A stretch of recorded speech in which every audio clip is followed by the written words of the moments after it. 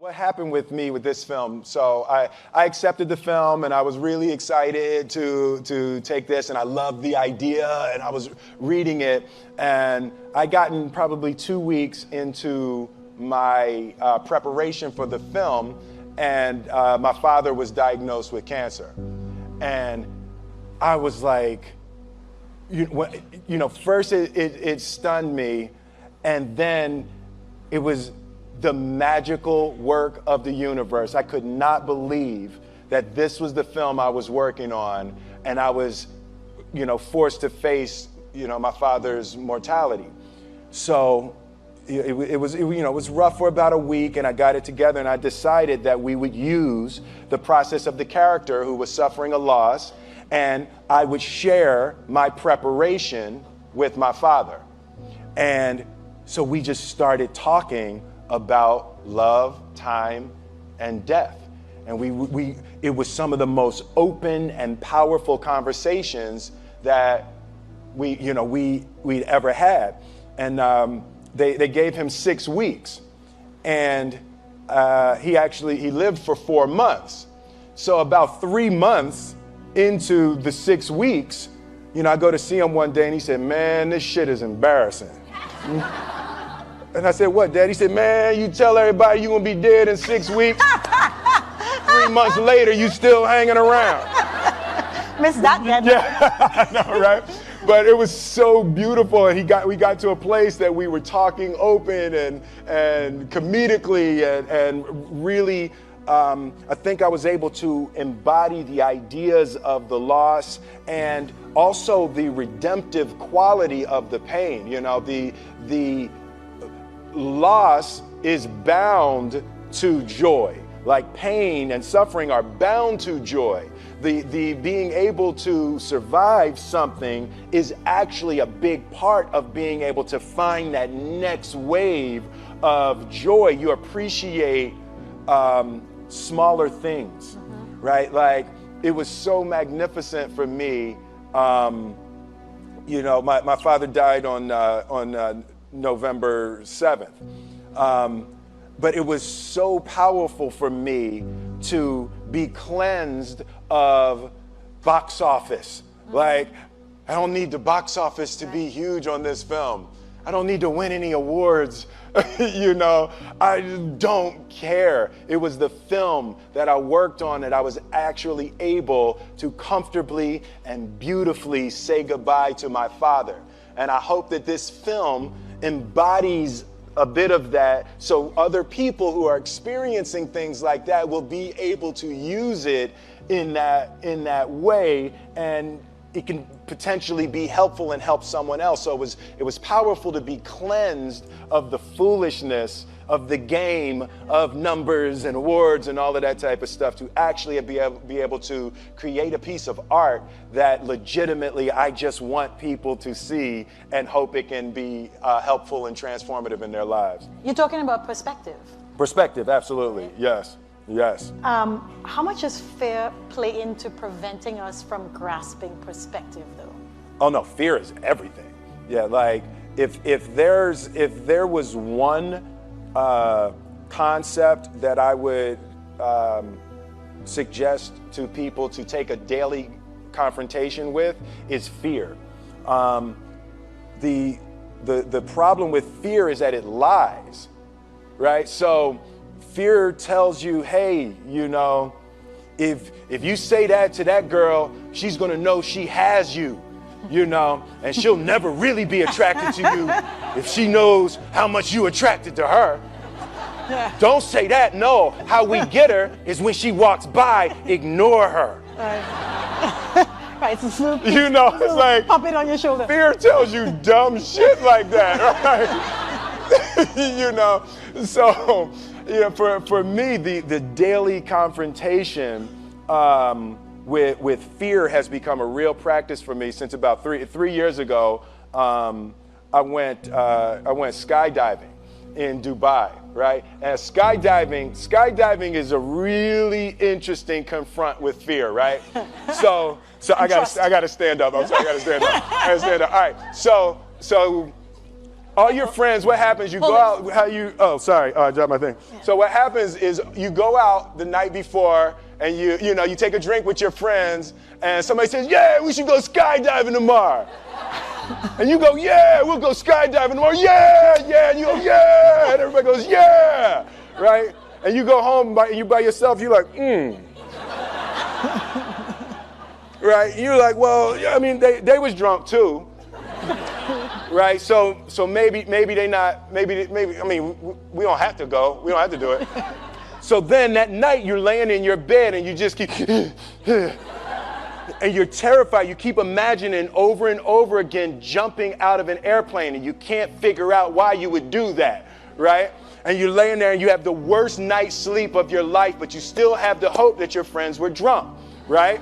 So you wake up the next day and you go, down and you say where you were going to meet and everybody's there. You're like, oh, shit. All right, cool. Right? So you get in the van and you don't know that your friends had the same night that you had because they're pretending like they didn't. They're like, yeah, man, my uncle's a Navy SEAL and, this is going to be great. I've been looking forward to this. And you're like, oh, my God. And your stomach is terrible. You can't eat and everything, but you don't want to be the only punk who doesn't jump out of this airplane. So you get there, and then you have this safety brief. And you're standing there, and the guys will tell you, well, if the chute doesn't open, what's going to happen is why the hell, what could happen?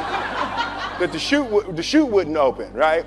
So you do a thing, and what you do is your first jump, you're attached to a guy who is going, he's going to walk you out. So you go, and you get there, and there's an airplane, and nobody's stopping. Everybody's still going.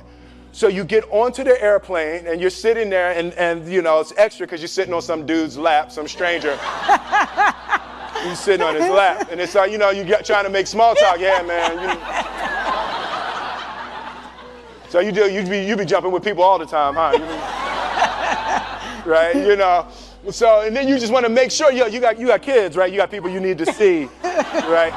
You just want to make sure he's serious, right? So you get in there, so everything's normal. So you fly and you go up to 14,000 feet, and you notice there's a light. It's red and it's yellow and green, right? So right now the light's red. So then you start thinking at some point the light's going to go green, but you don't know what's going to happen, right? And you wait and it goes yellow and the light goes green and somebody opens the door, and in that moment you realize you've never been in a freaking airplane with the door open. Right? Terror. Oh, sorry, I'm spitting. Oh, sorry. No, terror, right? So you go, and then, if you were smart, you sat in the back so you don't go first, right? And then people start going out of the airplane. And you go, and the guy walks you up to the end of the thing, and you're standing, and your toes are on the edge, and you're looking out down to death. And they say, on 3. And they say, 1, 2. And he pushes you on 2 because people grab on 3, right? Right? And you go, and you fall out of the airplane, and in 1 second, you realize that it's the most blissful experience of your life. You're flying, right? It doesn't feel like falling, right? It's like you actually are kind of held a little bit by the wind, and then you start falling, and there's zero fear. You realize that the point of maximum danger is the point of minimum fear. It's bliss. It's bliss. And you're flying. Right? And you're doing that. And then 20 seconds, 25 seconds, 40 seconds. And you have enough time to just kind of be like, oh, shit, that's that building. That's not like that one. Oh, you can see the ocean. Right? You start doing all of that. And the lesson for me was, why were you scared in your bed the night before? What do you need that fear for? Just don't go. Why are you scared in your bed 16 hours before you jump? Why are you scared in the car? Why could you not enjoy breakfast? What did you need that? The fear is fear of what? you're nowhere even near the airplane. Everything up to the stepping out, there's actually no reason to be scared. It only just ruins your day. You don't have to jump. And then in that moment, all of a sudden, where you should be terrified is the most blissful experience of your life. And God placed the best things in life on the other side of terror. On the other side of your maximum fear are all of the best things in life. You know? Mm-hmm. So that was sorry. So that was, no, it's good. That was my experience with skydiving and fear. All right. All right. So practically speaking. But I didn't like that take. I'm going to do it again. Back to the top. I can sell that better. Oh, no. But when you decide to do something like that, like how does it work practically? Do you call your wife and be like, I might be dead tomorrow? Right. No, but that's, but I made a drunk promise. Yeah, I made a drunk promise. Yeah. How about this? So I jumped. I had such a mystical, powerful spiritual experience. I flew home and got my sons, and I went back, and 10 days later, my sons jumped, right? Yeah. Now that was a little different. Oh, see, that makes me stand up, right? Because I'm scared, right? So Jaden went first, right? Jaden wants to do everything first. So I'm sitting there and I'm like, yeah, my sons are gonna have this crazy experience. And then Jaden went out of the airplane. And I was like, Then my oldest son, Trey, goes up and he goes out of the airplane. And I was like, this could potentially be the worst display of African-American parenting in history. Right. I was like, both my sons just fell out of an airplane. Jumped. Right? Jumped. Right? Because I told them to. But again, the fear again. I was like, oh my God. So I told the dude, I was like, listen, I want to see them go out, but I also want to see them land. And he's like, no, it's cool. So this time we went out and we did the straight bullet, and I just went straight down past them. Right? I was like, and he's like, good. Right, did the bullet straight past, pulled the chute late. Oh, sorry, this makes me spit. I'm sorry. Pulled the chute late, landed, and then videoed them coming down. But it was like, they had the same thing, the same experience with the fear. But that I'm telling you, the confrontation with fear is an absolute magical way of facing the things we have to do in this life. You know, forget security, live for experience. All right. Now, you say you learned that 3 years ago. Yeah. Amazing. Mm-hmm. What about the small things that we get afraid about, right? Mm-hmm. So you are the funny guy, mm-hmm. and you come along and everybody expects to be entertained in summertime, right? Like, are you ever afraid that you're like, you know what, today I'm really not feeling Jazzy Jeff. Like I'm just, I don't want to be that guy today. So this whole movie, you were not that guy. Not that guy, right, yeah. Do you have fear of that, of like disappointing people because like, you're supposed to be funny and cool? Yeah, you know, the thing, that's been one of the major confronts for me in my life over the past 3 or 4 years. Like, Will Smith is an idea, right? So there's parts of that that's me, but that character from The Fresh Prince of Bel-Air was who I was 26 years ago. I love it. You see? They love it, right? Exactly. You people are this man's crack. Okay?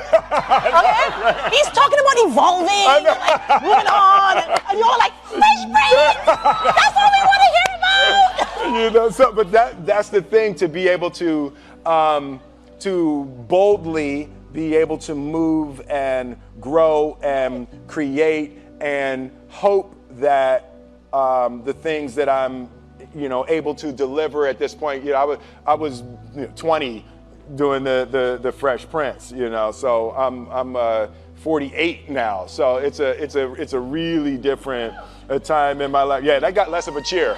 Yeah, like woo! They're like, tell us what that's like. Yeah, I know, right? Yeah. Yes, girls, yes. But yeah, so do you have a fear of being completely who you are, because it may disappoint some people who just want to see that 28-year-old. Yeah, no, I definitely have difficulty with that. There's a certain when you've created things that are so iconic, it becomes healing for people. Nostalgia is healing. To the Fresh Prince theme is healing to hear that, and it just harkens back to a time and a feeling and an energy, that is a beautiful way to help relieve some little touch of suffering, So when people see me or the Fresh Prince, and even during that time, the movies that I made while I was making the Fresh Prince, so it was the Fresh Prince during the winter, and then the summers were Bad Boys, Independence Day, Men in Black, So it was like it really captured a time. So it's very difficult. I wouldn't have it any other way. I love being able to make people smile and cheer, over that. But I also am going to boldly go to new creation. Even something like the decision. I had the 2 screenplays in front of me for the Independence Day 2 and for Suicide Squad. So I had to choose between the 2 of those. And even the choice of going to Suicide Squad, nothing about the qualities of the movies, but the choice of trying to go forward versus clinging and clawing backwards, So I do want to aggressively go forward and do new things and create and hopefully be able to stumble upon a new heyday. Amazing. Now you have an incredible cast. Oh God, yes. In this movie. How does that happen too? Like, how do so many big stars decide, this? And then how does that work between you all? It's the ideas, the screenplay. Alan Loeb, the screenwriter, he just wrote a brilliant screenplay. Everyone related to the ideas of love, time, and death as powerful tools to try to put your life back on track. So everyone related to the journey. But it's, I mean, look at that group. That's like ridiculous. That's like a superhero movie. Yeah. So did your father get to see any of it? No, he came to set once, but he didn't get to see the film. And y'all were close? Yeah, we were very close. Yeah. My father. When I put my life together and I look at my father, my mother, and grandmother were the most influential people in my life. And in my mind, when I draw it, I always draw a triangle. And my father was the base, and my mother was the left side, and my grandmother was the right side. And I always put discipline as the bottom. My father, hard work, discipline, endurance was really the foundation of creating my life. And my mother was education, and my grandmother was love. So, the combination of that discipline, education, and love was a... You know what?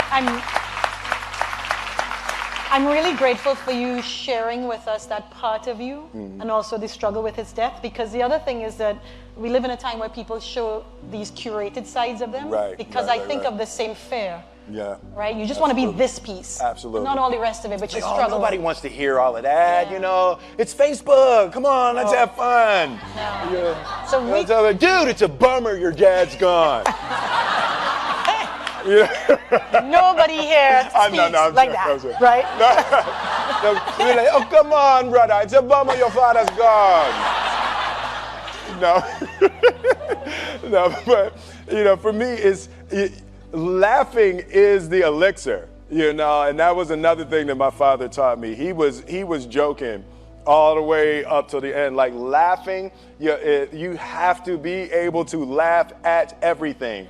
And for me, the beautiful part is that's my natural color on the spectrum. I naturally go to comedy, and when I'm looking at something, I'm always trying to find why that's funny. And, it's been really, really helpful in this experience and even just this point in my life. Remember to laugh, and spend time with people that make you laugh. Like, that is hugely important.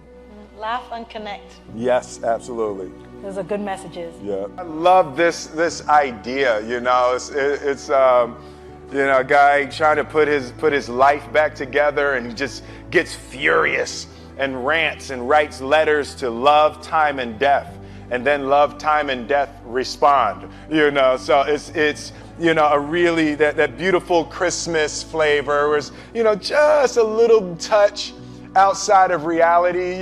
So you get to deal with real subjects and real topics and real loss, but because it touches just that New York Christmas just a little bit outside of the, how excruciating it would be if you dealt with it, straight, hard, rated R, loss, So I just love going into that realm of